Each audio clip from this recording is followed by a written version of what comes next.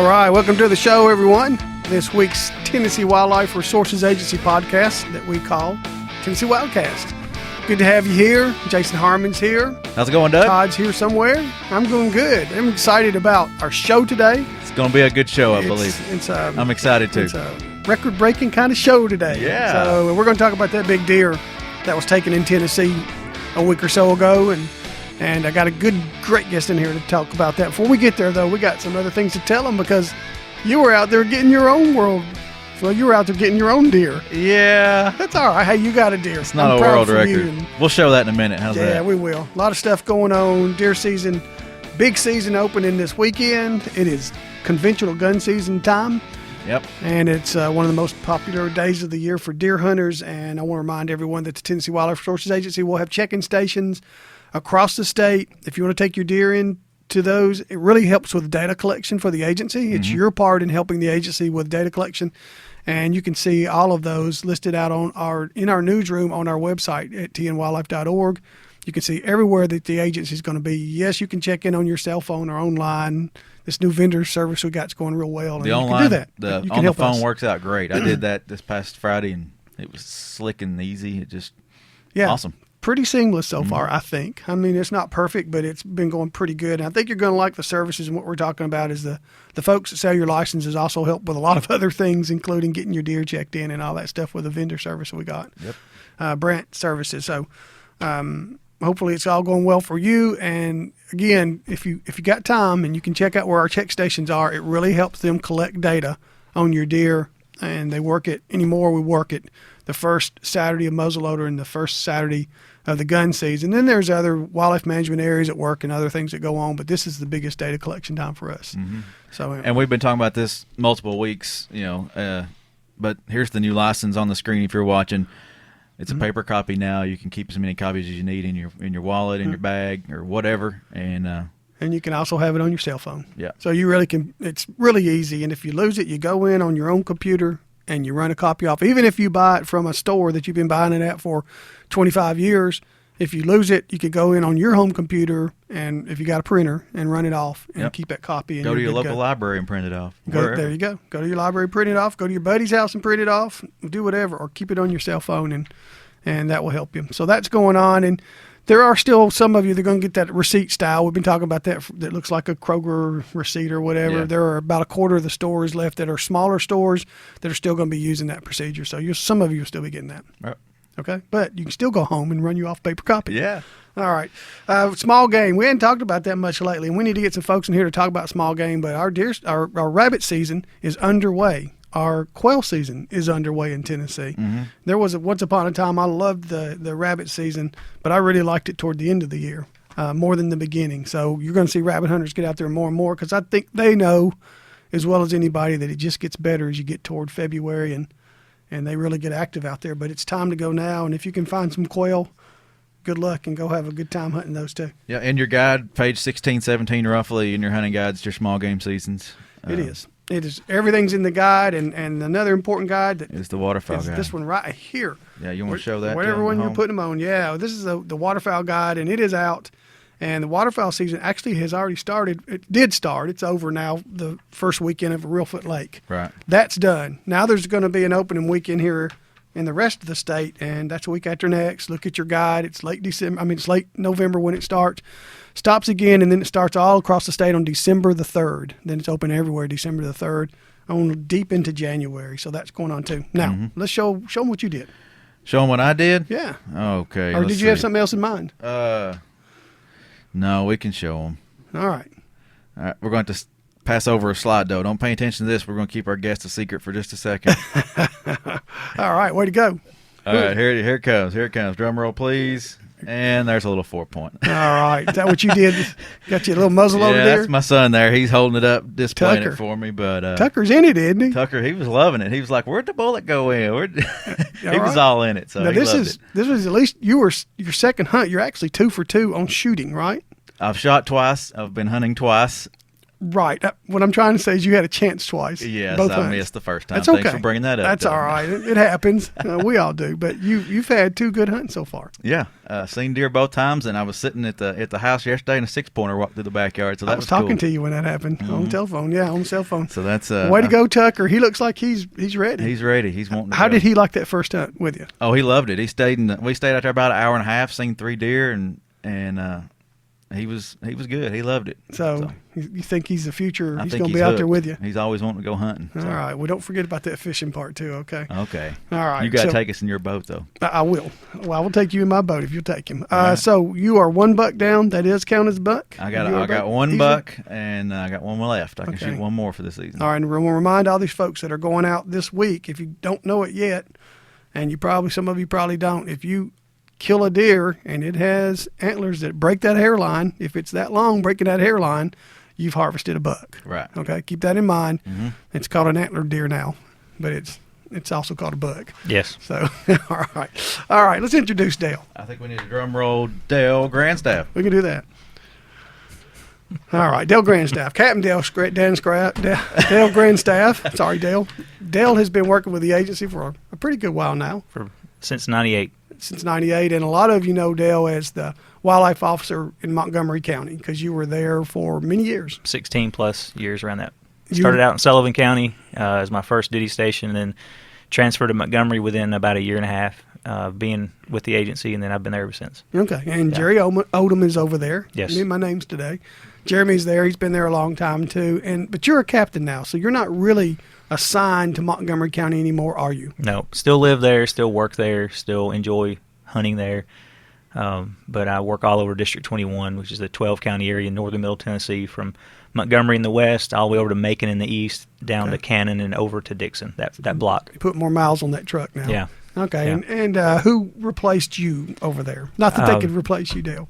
Well, we had a transfer coming out of Houston County from Region 1, Nate Thompson. Okay. And he's been working about 2.5, 3 years now. Nate just a few days ago down at Region 2. He's doing a good job over there. Everybody kind of likes him, and he enjoys the area. Good deal. Yeah. He's a nice guy and going to be a good officer for a long Yes. time. All right, Dale. You always, and you and Jeremy really always are around something that's happening that's big. I don't know how y'all do it, but y'all are always around it, and you certainly have been in recent years, and you happen to be near what might be, to date, the most historic deer of a certain kind of a whitetail, but of a certain kind of whitetail ever taken in the world. Possibly, So, yes. Possibly. It's possible. And even if it's not, it's certainly in the still top. Unbelievable. Yeah. Yes. So it's incredible. This is a deer we're talking about it was killed in Sumner County, Yes. or in or around the Gallatin area, and tell us all about it. Well, you know, we as officers, typically we hear about big deer. We know that they're out there, and so we kind of watch those areas and just make sure that someone doesn't poach it or shoot it from the road. So we knew about this deer a few weeks or so in advance, and so we knew that when if it was harvested, we were gonna hear about it. And so last Monday morning, I was in the tree stand. That's November 7th, right? Yes. Correct? Yes. Okay. Yes. I was in the tree stand actually hunting myself. I'd worked Saturday, Sunday. I went hunting myself that morning, and I'd actually shot a deer at like 7:15, and 2 minutes later, my phone buzzed. I looked at it, and I'm like, they got him. So I was excited, but then I was also excited that this deer was just taken. And so lots of pictures are coming through, lots of information on it, and I was processing my deer, getting it out of the woods, and I eventually got a phone call from the young man who shot it. Someone gave me my number, wanted me to score it. So I went there, not as an agency employee that night. It took me a while to get over there that day, but I knew they were going to clean it up and get it to the point of just a skull plate and the rack. But I went as an official Boone Crockett scorer. I didn't go as an agency employee. Okay. I went as a scorer, and went to the gentleman's the place they had it there. And when I walked in and saw it from the field photos they had to the actual rack, I knew that it was going to be something crazy. So when we started working on it and scoring it, of course it was going to be a green score, and not precise like I would if I'm going to do it after the drying period. But I knew that I was going to get a close score on it. And when I started working on it, I got the right side finished. And I just said, let me just add this up real quick. So added it up, and when I got to the number, and then I just said, okay, you can just about double this number. And when I doubled it, I knew that this was going to be definitely over 300 inches. And I've never had my hands on something like that before. Okay, let's back up just in case some folks they're interested in the subject, but they may not be deer hunters. Dale, what do you mean when you say 300 inches? And we also this was scored as an atypical deer. What does all that mean? Okay, this deer, most deer are going to have a typical rack. And when they have a typical rack, I brought one. This is what I would call a typical rack. It's going to have a G1, G2, G3, G4, and a main beam. Or it could just be this would be probably a 10-pointer, 5x5, 5 on the left side, 5 on the right. Very typical, very symmetrical, no kickers, no points coming off anywhere other than the normal points coming off the main beam. So that's a typical rack. This would be a non-typical rack. I said atypical. Non-typical is the right word. Non-typical, right? yes. Non-typical. Okay. Non-typical, where you have a G1, a G2, a G3, and a main beam, but you also have what we call trash or kickers coming off. And these are non-typical points. Trash can be very beautiful. Yeah, right. Trash can be beautiful, Yeah. especially on this Tucker buck. Yeah. But this would be a non-typical point, so it could go in the non-typical category. So Boone Crockett recognizes 2 categories, the typical rack and the non-typical rack. Okay. So a typical has to make a minimum of 170 inches on its head after deductions. I'll talk about that in a second. After deductions, it has to hit 170 to make the Boone Crockett record book. A non-typical rack has to hit 195 after deductions to make the Boone Crockett record book. Okay, Boone Crockett's a club, right? Boone Crockett is the official scoring for all of North American big game. That's what we as a state recognize. Okay. Any of our if we have, let's say we have some type of competition or a statewide deer classic, we do the Boone Crockett scoring. Okay. There's also Pope and Young and the Long Hunter Society, but Boone Crockett is what we officially use. Okay. Yeah. So anyway, this one scored. You were talking about the non-typical has to be 190. The non-typical has to be 195 net. And when you say net, there is a typical rack within every rack. There's always a typical rack. So within this rack, there is a typical rack in here. There's a typical 4-point side here. 1, 2, 3, 4. Okay. So within every rack, even this Tennessee Tucker buck, there's a typical rack within that. You just have to find it. You score that typical rack. You take off deductions, and then you add all the trash to it. That's how you score it. Trash. And people don't like the... That's good trash, Doug. That's good People trash. don't like net. They don't like the net score. They want to know what the gross score. And gross is what it grew on its head. Yeah. So when I scored this deer in particular, the gross that I gave it, and I say gross green means it has not dried for 60 days.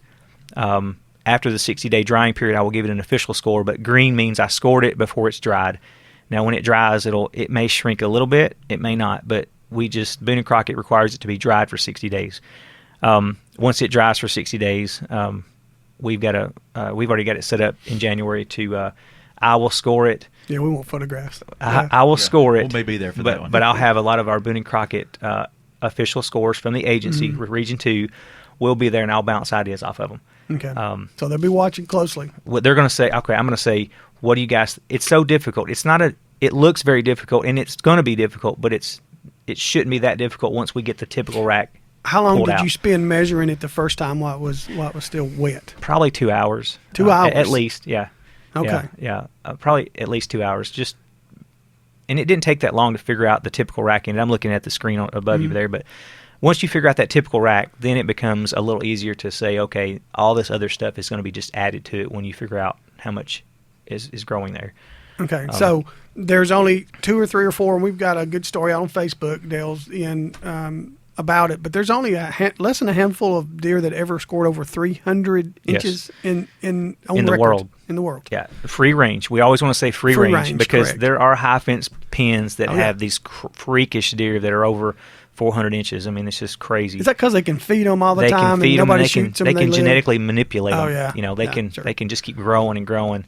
But this deer, from all accounts, we've seen trail camera pictures of it. We've seen photographs from cell phones. We've seen videos from cell phones of this deer in backyards in the area. So we have no reason to believe this is not a free-range, truly legitimate whitetail from Tennessee.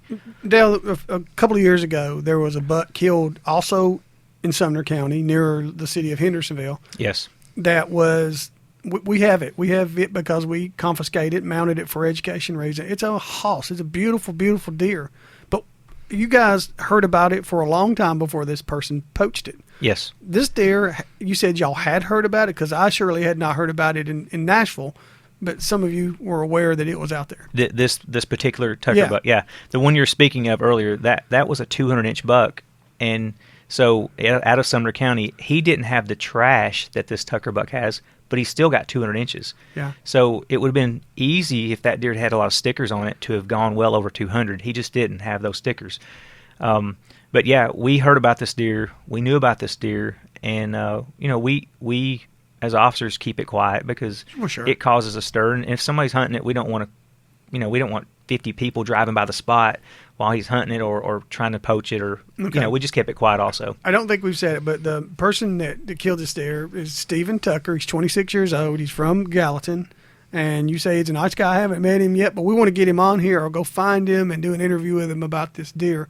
But did he know? He knew it was a big buck. How could you not? But did he have any idea that it was this big? I've had a lot of people call me wanting to do interviews or story about this deer, and I said, that's Steven's story to tell. That's his deer. I think he honestly knew it was a big deer, but had no idea it was this big. Mm-hmm. As far as the hunt, that's his story. Okay. I want him to tell that story to whoever he wants to. But I think he knew it was a big deer, mm-hmm. but did not know it was anything like this. His friends knew it was probably big.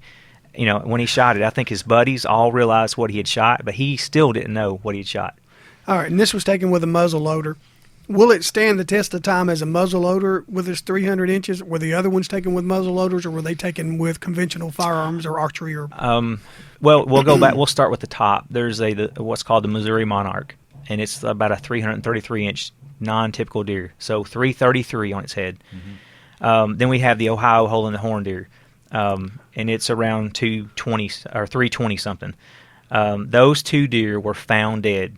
Those are the only two free range. They're the top. They're number one and number two. But not taken by a hunter. They were not taken by a hunter. Okay. The current third record is 307 and 5/8, maybe something around that, and it was taken by a 12-year-old boy with a muzzleloader in Iowa. That's the current. Does it have a name record. Too? I'm not sure if they I'm sure they gave it a name. Well, this one's a Tennessee Tucker buck, right? Yeah, this is the Tennessee Tucker buck. I like that alliteration there. That's cool. Yeah. Tennessee Tucker buck. It's got my son's name in it. I like it. Yeah, I was going to transition from the Tucker buck on the screen you had a few minutes ago to there's the a Tucker buck and there's a Tucker buck. Yeah. But those three are the top three. And then you have two more that are over 300 inches. One was taken, I think, in Ohio by Indiana by a shotgun. And the other was taken in Iowa by a crossbow, I believe. Wow. Okay. When you say shotgun, do you mean slug or you mean shotgun slug? Buckshot or shotgun slug in Indiana. Slug. Okay. Yeah. So those are the five that are over 300 inches that I'm aware of. This deer from Tennessee, like I say, it's a green score. It could shift either way a little bit. But if the score that I gave it as a green holds up, it would be about half an inch or so bigger than the current hunter harvested world record out of Iowa. Can all that trash shrink that much? It could a little bit, but I was conservative on some scoring. Oh, so you were? It could go up a little bit. It could go down, yeah. But it could actually go up a little bit. Wow. So we won't know until we put our hands on it again in January. But at the very least, if it's not number one, it's still going to be number two or number three. I'll put it this way.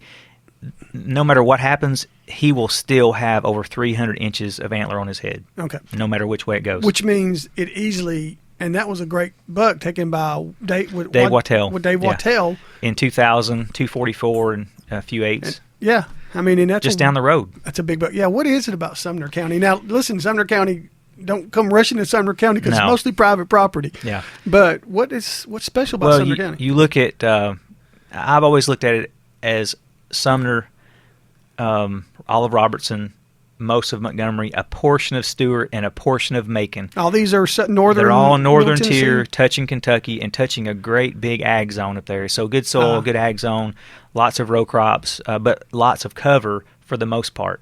So they've got food and they've got cover, and it has the ability to grow these giant deer. And a lot more people now are letting younger deer walk, and we're starting to see a few deer show up that are a result of that. Now, I've seen a few comments out on Facebook that this $2 limit that we started 2 years ago is already working. It's a little quick. It's already working. Yeah, it's already done. Yeah, Yeah. It's done its job already.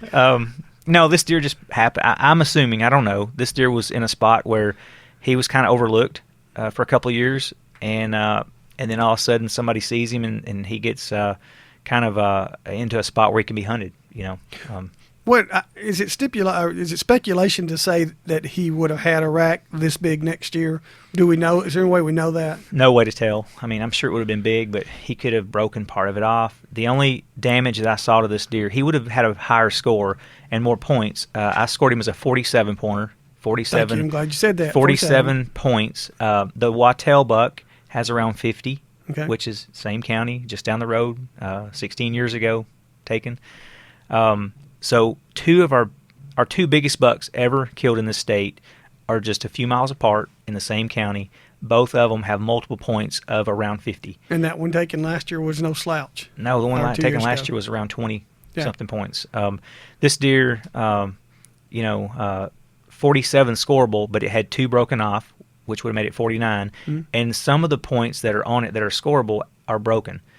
So it could have grown somewhere in the neighborhood of, if each one of the points broken off were 5 inches, which a lot of them are 5 inches or more, that would have been another 10 inches added to it, which would have been up to 323. Plus the points that are broken off would have bumped it on up closer to 330. Wow. So the world record is 333. If he had nothing broken off, he could have possibly had more. Yeah, is it a massive rack? I mean, you've thrown it up there some, I guess. yeah. Is it a massive rack if you held it? Are the beams big around? Or? It's not one of those heavy, massive that you would think. It's not massive. The thing about this rack that gives it a high score, is the tine length, the points. Mass gives you a decent score.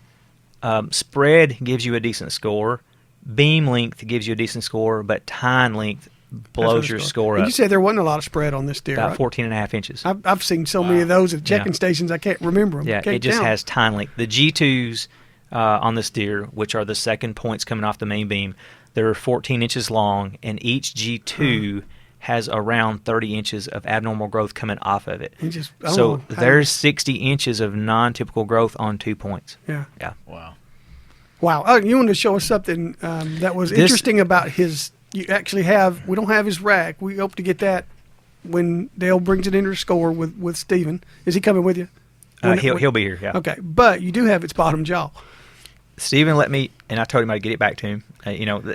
To me, they probably thought nothing about this jaw. They had it just to see what we thought the age was. But to me, tell them how you tell age real quick. Age, unless you absolutely know when it was born and that it's a year old, 2-year-old, 3-year-old, the only way to really know is you can look at the body, you can look at the rack, but the way you really know is to look at the teeth and look at wear. And it's a guess a lot of times, but there are ways you can tell that it's definitely a year and a half or definitely 2.5.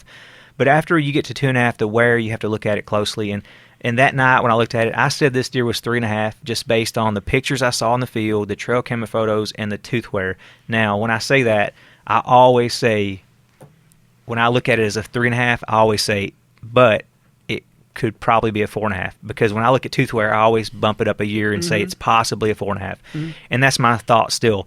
I got 4 people to look at it yesterday, biologists, Region 2 folks, and out of the 5 that looked at it, 4 said 3.5 and 1 said 4.5. So again, I think we look at it and we say 3.5, but it's probably 4.5. I just bump it up. And it's the wear on the teeth. Wear on the teeth, and you just look at you don't look at the incisors at the front. Hold them up. We'll get a close up of this shot, but yeah. Okay. You're looking at these teeth, on the lower jaw, these teeth, and as they age and as they eat, these things wear down. Okay. And you just have to, you look at hundreds or so over the years, and you kind of get an idea. Here's another one we've got. This is just a jawbone, for comparison. And this one we've got on it is 3.5. And it's similar. The Tucker buck may have a little bit more wear, which, again, leads me to think it could be a 4.5-year-old deer. But it wasn't a big deer. Okay, and then you showed us what might be an abnormality with its incisors. Let me just show everyone a normal jawbone. These are the molars. where they grind their food. They eat acorns, corn, whatever they're eating, they're going to grind it with these teeth. But deer are browsers, so they use these little incisors in the front to break off twigs. You can kind of see that. Yep. These are little sharp teeth, just like our incisors in the front, to break stuff off. Well, as a deer's walking through the woods, they're taking twigs and breaking them and eating them, browsing through the woods. The Tucker buck was very unusual, which I don't think I've ever seen a deer like this.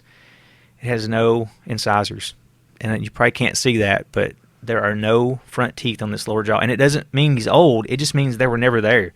There are no little spots for teeth. There are no broken off teeth. There were just never any teeth, and it's very loose, like there's no bone up there for it to be attached. Very, very good. It's just all speculation. So this deer, for him to walk through the woods and browse like a normal deer, he probably couldn't do that. So he was eating all summer leafy matter, leaves, maybe soybean leaves, corn leaves, honeysuckle leaves, leafy matter. And then in the fall, he could easily pick up acorns. He could pick up corn off the ground. He could pick up any hard and soft mast and eat it.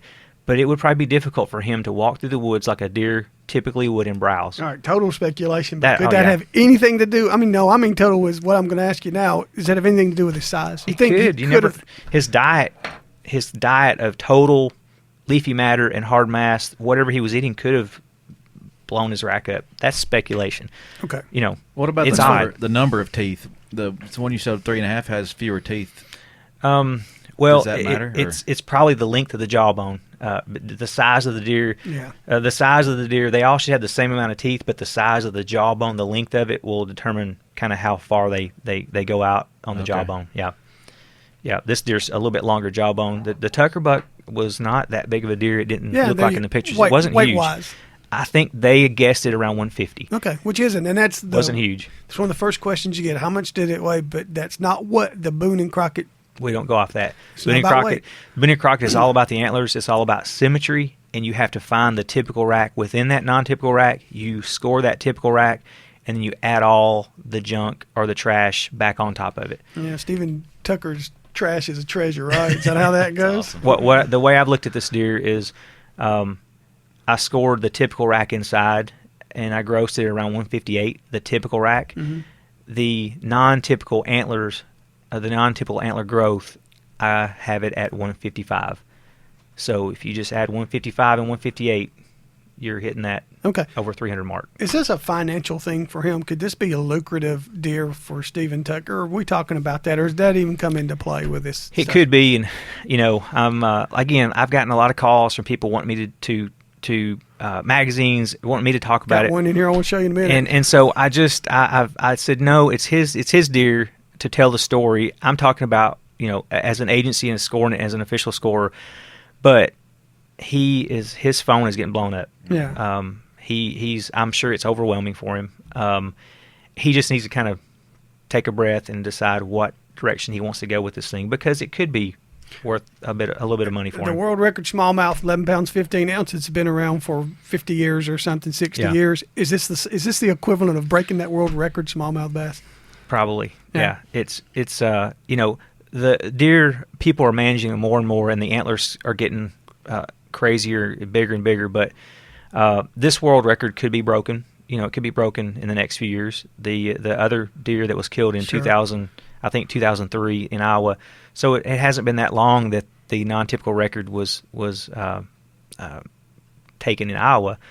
So I would look for in the next 10 or 15 years another one to break this record. Regardless, this one could become a world record for a while, but it will still be one of the biggest deer in the Boone Crockett category ever taken. Yes. For a long time. Yes. For a long It'll be in the top time. for a long time. All right, Dale. You're going to come back. We're going to have you back here in a week or so, and we're just going to talk about deer hunting and even finding deer sheds and stuff like that, stuff that Dale's really good at. And we'll touch on this deer another time or two if you're okay with that. Okay. And when they measure this deer sometime in January, Todd and Jason and I and Lee Wilmot and Don King, we're all going to go take pictures of this. Pictures and video of this. Yes. Document it. All right? All right, everybody. Jason? Hey, thanks for watching this show. We're out there everywhere at tnwildcast.com, tnwildlife.org. And don't forget about our trophy room. I'll throw that up there real quick.